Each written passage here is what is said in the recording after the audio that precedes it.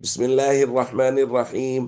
عن حذيفة رضي الله تعالى عنه قال قال رسول الله صلى الله تعالى عليه وسلم في الحديث فقال الله تعالى أنا أحق بذا منك تجاوزوا عن عبدي.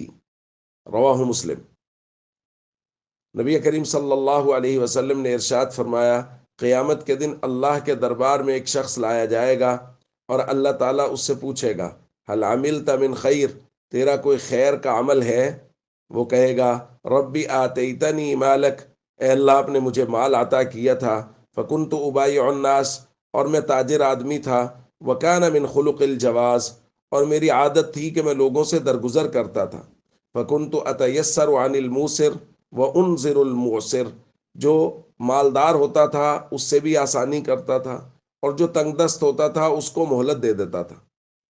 تو نبی کریم صلی اللہ علیہ وسلم نے فرمایا، اللہ تعالیٰ ارشاد فرمائے گا، اور یہی آج ہم نے پڑھا، انا احق بذا منک، درگزر کرنے میں میں تم سے زیادہ حقدار ہوں، تجاوزوا عن عبدی، پھر اللہ حکم ارشاد فرمائے گا کہ میرے بندے سے درگزر کر دو جس طرح یہ لوگوں سے درگزر کیا کرتا تھا۔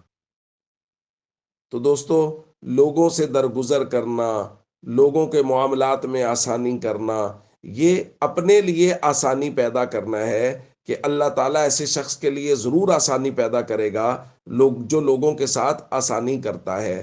خاص طور پہ وہ شخص جس کو اللہ نے مال دیا ہو، وہ تجارت کرتا ہے یا لوگ اس سے قرض وغیرہ لے جاتے ہیں، اگر وہ قرض کو معاف کر دیتا ہے یا ضرورت مند کو مہلت دے دیتا ہے تو یہ عمل اللہ کے نزدیک بہت ہی محبوب ہے۔ السلام علیکم ورحمۃ اللہ وبرکاتہ۔